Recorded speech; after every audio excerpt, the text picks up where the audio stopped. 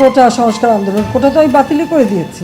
জুলাই আগস্টে সংঘটিত মানবতা বিরোধী অপরাধের মামলায় সাবেক প্রধানমন্ত্রী শেখ হাসিনা সহ ৩ জনের বিরুদ্ধে অভিযোগ গঠনে রাষ্ট্রপক্ষের শুনানি শেষ হয়েছে। তবে রাষ্ট্রনিযুক্ত শেখ হাসিনা সহ 2 জনের আইনজীবীর সময় আবেদনের পর পরবর্তী শুনানি আগামী 7 জুলাই দিন ধার্য করেছেন আদালত। মঙ্গলবার ট্রাইব্যুনালের চেয়ারম্যান বিচারপতি মোহাম্মদ গোলাম মুর্তজা মজুমদারের নেতৃত্বাধীন 3 সদস্যের বিচারিক প্যানেল শুনানি শেষে এ দিন ধার্য করেন।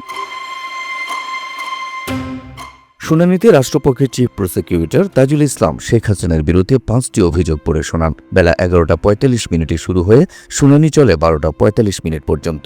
আসামিদের বিরুদ্ধে মানবতা বিরোধী অপরাধের 5টি অভিযোগ আনে প্রসিকিউশন। মোট 8,747 পৃষ্ঠার এই অভিযোগের মধ্যে তথ্যসূত্র 2,018 পৃষ্ঠার, জব্দ তালিকা ও দালিলিক প্রমাণাদি 4,005 পৃষ্ঠার এবং শহীদদের তালিকার বিবরণ রয়েছে 2,724 পৃষ্ঠার। এই মামলার সাক্ষী হিসেবে রয়েছেন 81 জন। এ সময় আসামিদের বিরুদ্ধে অভিযোগ গঠন করে বিচার শুরুর আবেদন করেন প্রসিকিউটর তাজুল ইসলাম।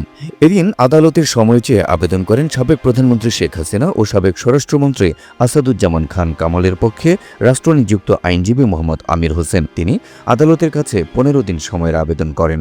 এদিকে এই মামলায় একমাত্র গ্রেপ্তারকৃত আসামি চৌধুরী আবদুল্লাহ আল মামুনের আইনজীবী আদালতকে জানান তিনি অভিযোগ গঠনের বিষয়ে শুনানি করতে চান না।